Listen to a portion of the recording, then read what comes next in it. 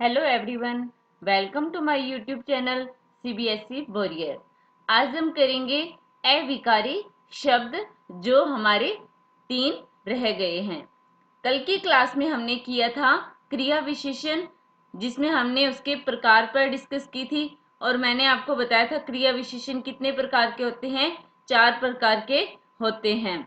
आज हम करेंगे नंबर 2 पर। कौन सा करेंगे आज हम? संबंध बोधक। संबंध बोधक अव्यय। संबंध बोधक अव्यय। आप ध्यान से सुनिएगा। ये जो बोधक अव्यय है, इसका अर्थ क्या होगा? पहले तो अर्थ जानिए। बोधक अव्यय का अर्थ होगा बोध करवाने वाला अव्यय। बोध कराने वाला अव्यय। अब ध्यान से सुनिए। बोध कराने वाला अव्यय, आगे इसके क्या लिखा हुआ है? संबंध। तो इसका अर्थ क्या होगा? संबंध का बोध कराने वाले अव्यय पद। इसकी डेफिनेशन की बात करें तो क्या होगी? संबंध का बोध कराने वाले अव्यय पद क्या कहलाते हैं? संबंध बोधक अव्यय कहलाते हैं। संबंध बोधक अव्यय कहलाते हैं। लेकिन डेफिनेशन नहीं एग्जाम में पूछी जाती। ये तो सिर्फ एक ये होता है कि ये होता क्या है, जिससे हम इसकी पहचान कर सकें, इसीलिए हम इस डेफिनेशन को समझते हैं। तो अब बात आती है कि ये जो संबंध बोधक अव्यय है, इनका प्रयोग कहाँ होता है। तो मैं आपको बता दूं, ये जो संबंध बोधक अव्यय है, इसका प्रयोग कहाँ होता है? संबंध बोधक अव्यय, इसका प्रयोग होता है दो संज्ञा या सर्वनाम पदों को जोड़ने के लिए। दो संज्ञा हो सकती है या सर्वनाम पदों को जोड़ने हेतु। ठीक है, यहां तक समझ आ गया आप सभी को? मैंने क्या कहा? संबंध बोधक अव्यय वो होते हैं जो संबंध का बोध कराते हैं, और इनका प्रयोग कहाँ होता है? दो संज्ञा या सर्वनाम पदों को जोड़ने हेतु होता है। जैसे फॉर एग्जाम्पल मैं यहां लिख रही हूं, जैसे मैंने लिखा सीता। सीता के बिना राम परेशान है। सीता के बिना राम परेशान है। अब ध्यान से देखिएगा, मैंने क्या लिखा? सीता के बिना राम परेशान है। तो इसमें ये कौन है? सीता। ये क्या है? संज्ञा। क्या है? संज्ञा। और राम भी क्या है? संज्ञा। अब देखिए, मैंने आपको बताया था इनका प्रयोग कहाँ होता है? दो संज्ञा सर्वनाम पदों को जोड़ने के लिए। तो ये सीता और राम क्या है? ये दोनों संज्ञा हैं। इन दोनों को जोड़ने का काम कौन कर रहा है? के बिना। कौन कर रहा है? के बिना। ये क्या है इसमें? अव्यय। तो इसे हम क्या कहेंगे? संबंध बोधक अव्यय। संबंध बोधक अव्यय। ध्यान से सुनिए, एक बार फिर से मैं रिवाइज कर रही हूं। संबंध बोधक अव्यय। बोधक अव्यय का मतलब क्या होता है? बोध कराने वाला अव्यय। तो संबंध बोधक अव्यय की अगर हम बात करें तो इसका अर्थ क्या होगा? संबंध का बोध कराने वाले अव्यय पद क्या कहलाते हैं? संबंध बोधक अव्यय कहलाते हैं। उसके बाद मैंने आपको बताया था कि जो संबंध बोधक अव्यय होते हैं इनका प्रयोग दो संज्ञा या सर्वनाम पदों को जोड़ने के लिए किया जाता है। इसमें रटने वाली कोई भी बात नहीं है, सिर्फ आप समझिए मैं आपको कह क्या रही हूँ। जैसे इसमें कौन कौन से शब्द हो सकते हैं अव्यय शब्द संबंध बोधक के, मैं आपको कुछ अव्यय शब्द बता रही हूँ। जैसे संबंध बोधक अव्यय शब्द, जैसे हेतु, लिए, सहित, हेतु, लिए, सहित, अतिरिक्त, अतिरिक्त, अलावा, वास्ते, बिन, बदले, आगे पीछे, आगे पीछे, बिन, बदले, उधर, सॉरी, उधर, इधर, पास, पास, पास, ये क्या हो गए संग, साथ, संग, साथ, क्या होते हैं ये संबंध बोधक अव्यय शब्द, जिससे हमें ये पता लगता है कि ये यहाँ पर संबंध बोधक अव्यय है।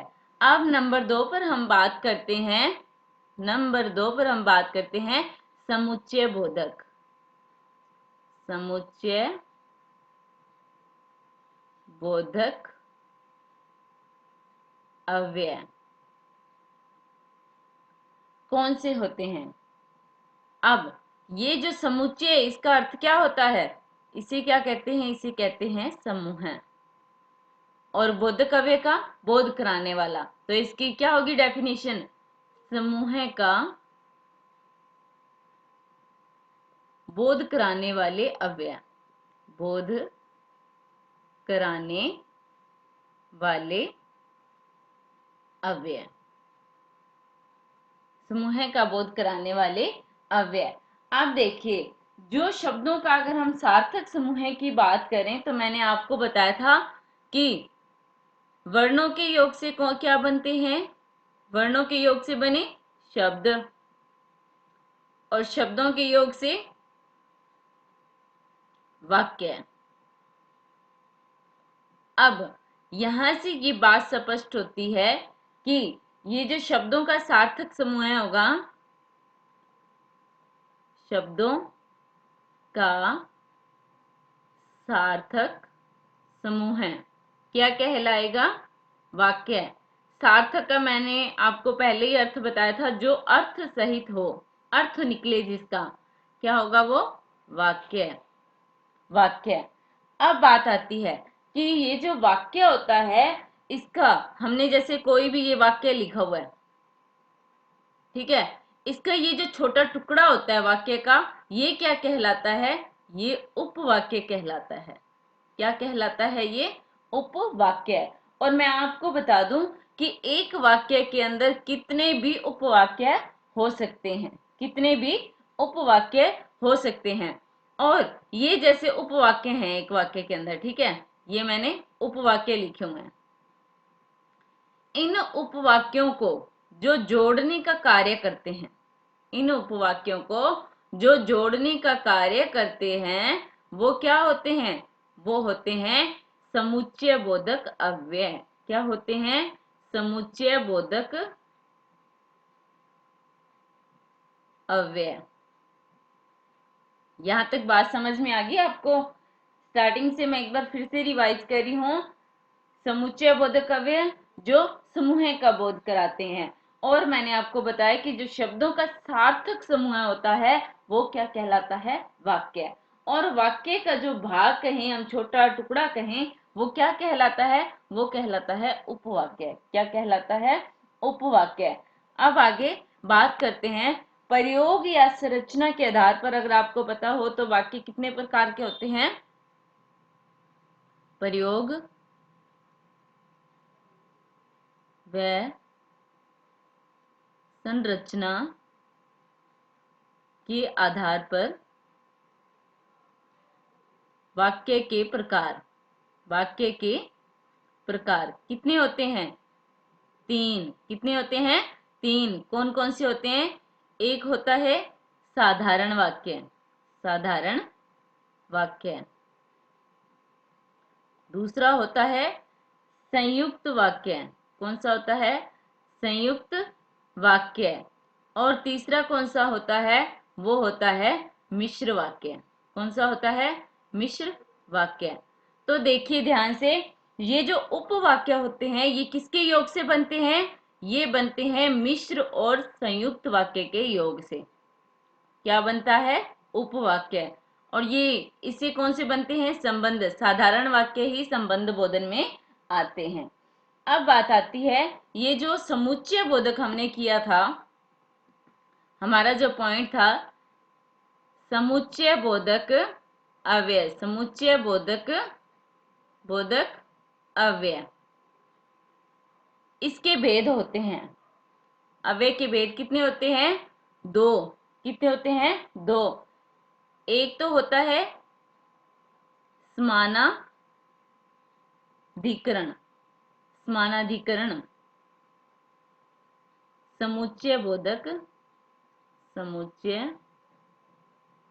बोधक अव्यय।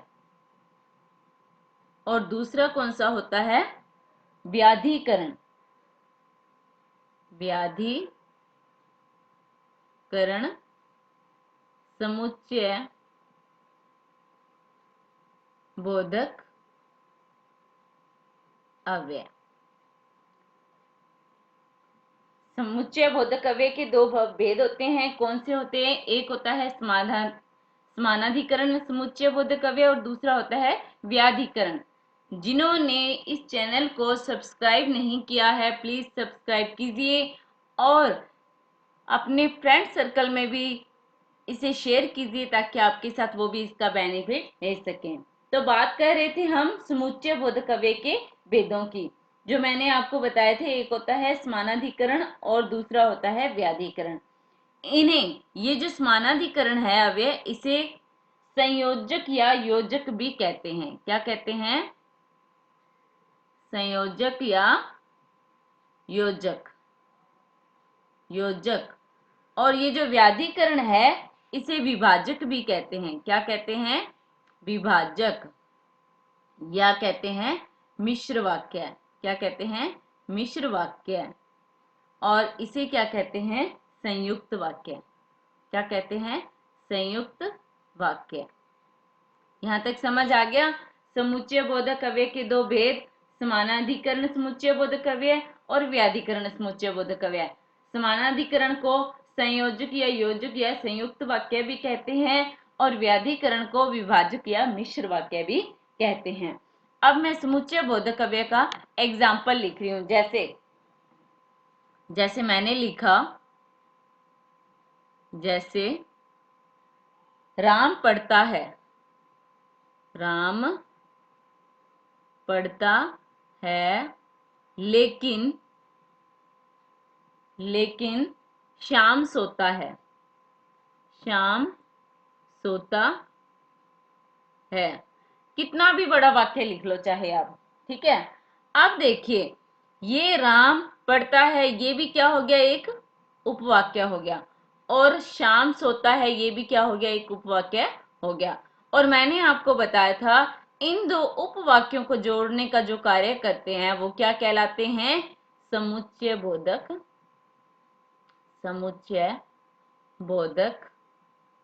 अव्यय। क्या कहलाते हैं? समुच्चय बोधक अव्यय। आगे भी अपने चाहे कुछ भी लिख लें। जैसे मैंने लिखा, तथा सीता खाना बना रही है। खाना बना रही है। तो ये भी क्या हो गया, ये भी क्या है, एक उपवाक्य है। इसे जोड़ने का कार्य कौन कर रहा है, तथा ये क्या है, समुच्चय बोधक अव्यय। क्या है ये, समुच्चय बोधक अव्यय। कि जो एक वाक्य होता है उसके अंदर क्या होते हैं, एक से ज्यादा उपवाक्य होते हैं, कितने भी हो सकते हैं। ये वाक्य के छोटे भाग को हमने कहा था उपवाक्य है, और ये एक वाक्य में कितने भी हो सकते हैं। और इन दो उपवाक्यों को जो जोड़ने का कार्य करते हैं वो क्या कहलाते हैं, वो कहलाते हैं समुच्चय बोधक अव्यय। अब मैं आपको बताऊं कि ये जो अव्यय पद हैं ये महत्व नहीं रखते, लेकिन जहां प्रयोग होता है वह स्थान महत्व रखता है। इसे ये जो मैं आपको इसके बाद जैसे मैंने अब लिख रही हूं, मैं इसके कुछ समुच्चय बोधक अव्यय के, जैसे कौन कौन से होते हैं, जैसे लेकिन, किंतु, परंतु, ठीक है, और, या, अथवा, बहुत सारे हैं ऐसे समुच्चय बोधक अव्यय।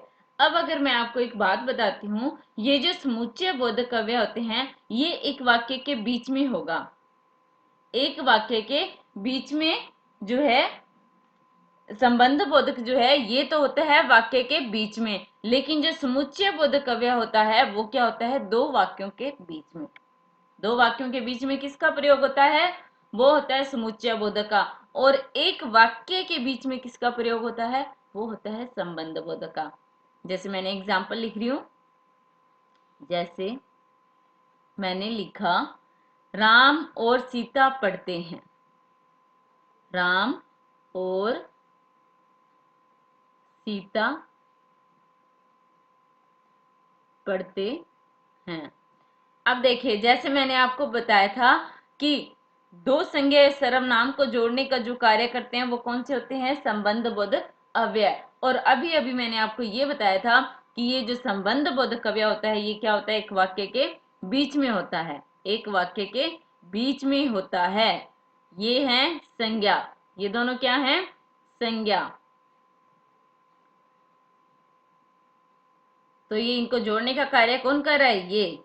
और तो ये क्या है, संबंध बोधक बोधक अव्यय। अब जैसे मैं दूसरा एग्जाम्पल लिख रही हूं, जैसे मैंने लिखा श्याम सो रहा है और राधा पढ़ रही है, श्याम सो रहा है और राधा पढ़ रही है। यहां देखिए ये क्या है, ये क्या है, ये है एक उपवाक्य। ये पूरा का पूरा तो वाक्य है, पूरा का पूरा ये इसे हम वाक्य कहेंगे। और वाक्य के जो छोटे भाग होते हैं उन्हें हम क्या कहते हैं, उपवाक्य, उपवाक्य। और ये भी क्या है, उपवाक्य। क्या है ये, उपवाक्य। इन दोनों को जोड़ने का कार्य जो करेगा उसे क्या कहेंगे हम, समुच्चय बोधक, समुच्चय बोधक बोधक अव्यय। क्या कहेंगे, समुच्चय बोधक अव्यय। अब नेक्स्ट पे आते हैं जो तीसरे नंबर पर है, तीसरे नंबर पर जो अविकारी शब्द है कौन सा है, विस्मयादि, विस्मयादि बोधक अव्यय। विस्मयादि का मतलब क्या होता है, आश्चर्य या अचरज, या हम शंका भी कह सकते हैं, शोक भी कह सकते हैं। तो उसे क्या कहेंगे, इन सब चीजों का बोध कराने वाले जो अव्यय होते हैं वो क्या कहलाते हैं, विस्मयादि बोधक अव्यय। आश्चर्य, आश्चर्य या अचरज, आश्चर्य या अचरज का बोध कराने वाले, बोध कराने वाले अव्यय पद क्या कहलाते हैं? विस्मयादि बोधक अव्यय कहलाते हैं। जैसे जैसे मैंने लिखा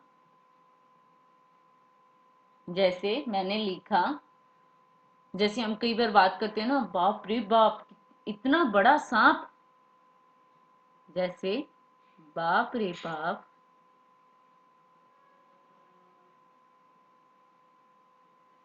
इतना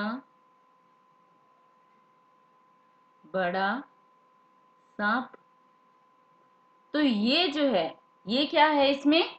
ये विस्मयादि बोधक है। जैसे मैं लिख दूं, वाह कैसा सुंदर दृश्य है, वाह कैसा सुंदर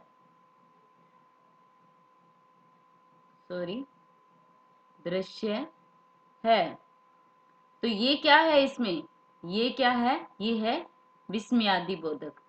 विस्मयादि बोधक अव्यय।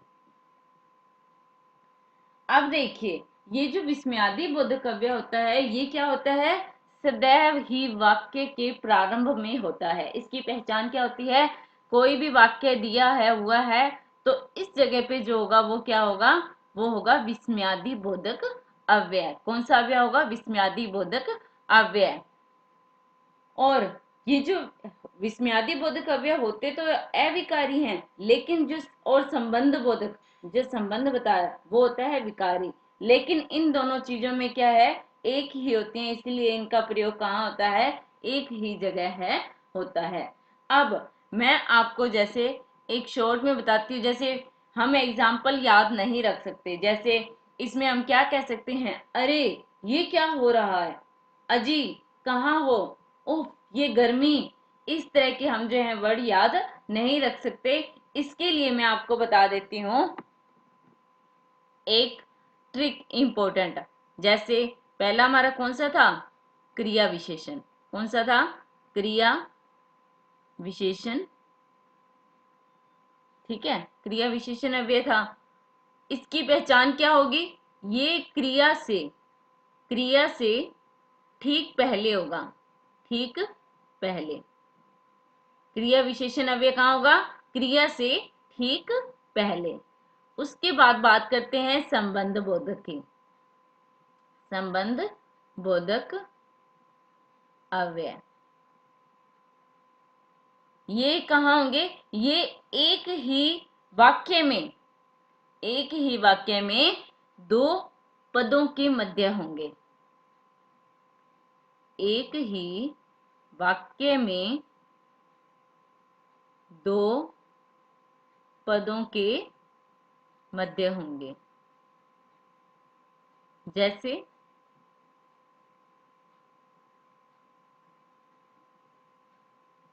सीता और गीता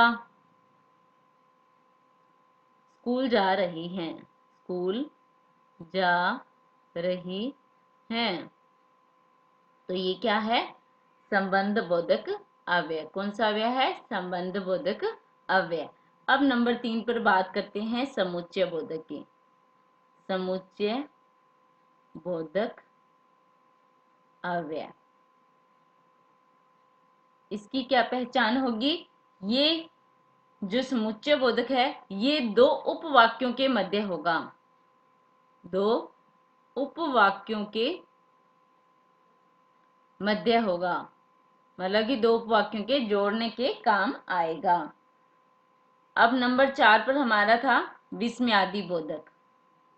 विस्मयादि बोधक अव्यय ये कौन से हैं?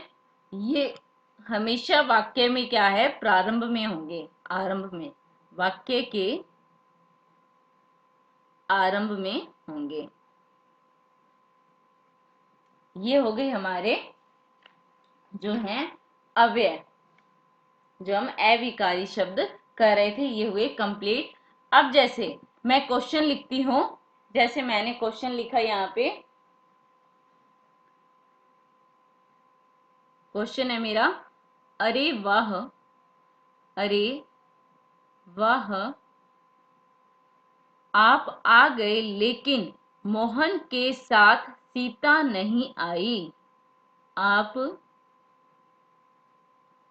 आ गए लेकिन मोहन के साथ सीता नहीं आई। ये है क्वेश्चन, ठीक है। अब इसमें हमें रेखांकित पदों में बताना है कौन कौन सा जो है अव्यय है। इनको सही क्रम में लिखना है। हमें बताना है कि ये कौन कौन से अव्यय हैं। जैसे मैंने ऑप्शन लिख दिया, उन्हें सही क्रम बताना है आपका इनमें कौन सा है। जैसे पहला हुआ संबंध बोधक, और उसके बाद मैंने लिखा समुच्चय बोधक।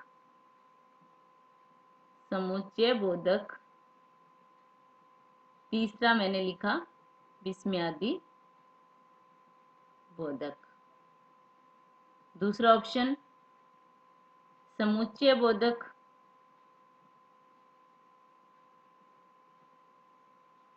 संबंध बोधक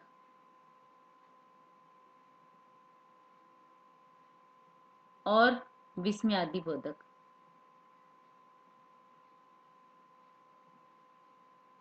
तीसरा मैंने लिख दिया यहाँ पे विस्मयादि बोधक,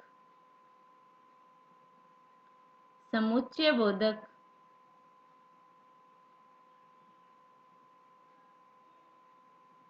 और तीसरा मैंने लिख दिया संबंध बोधक। चौथा ऑप्शन है विस्मयादि बोधक,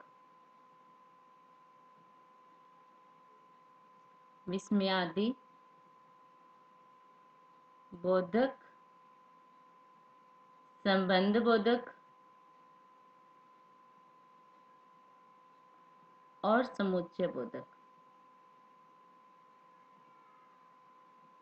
एक ही क्वेश्चन में आपको तीनों जो आपकी ये जो मैंने अव्यय शब्द करवाए हैं ये तीनों ही क्लियर हो जाएंगे। अब देखिए, अरे वाह आप आ गए लेकिन मोहन के साथ सीता नहीं आई। तो ये जो मैंने आपको बताया था, अरे वाह, आश्चर्य या अचरज किसमें प्रकट होता है? वो होता है विस्मयादि में। किसमें होता है? विस्मयादि बोधक में। और लेकिन आप आ गए, ये क्या है? उपवाक्य है। लेकिन मोहन के साथ सीता नहीं आई, ये भी क्या है? दूसरा उपवाक्य है। ये दोनों उपवाक्य हैं। इन दोनों को जोड़ने का कार्य जो कर रहा है वो कौन सा होगा? वो होगा समुच्चय बोधक। और तीसरा मोहन के साथ सीता नहीं आई, ये दोनों क्या है? संज्ञा। क्या है? संज्ञा। इन दोनों को जोड़ने का कार्य जो करेगा वो कौन करेगा? संबंध बोधक। अब देखिए कौन कौन से आएंगे। पहले है विस्मयादि बोधक, उसके बाद समुच्चय बोधक और उसके बाद संबंध बोधक। तो इसका आंसर क्या होगा? Option number 3। यहाँ तक समझ आ गया आपको? तो ये था आज का हमारा जो टॉपिक है विकारी शब्द, आज यहाँ पर कंप्लीट हो गया। नेक्स्ट मिलेंगे हम संधि टॉपिक के साथ। So good bye.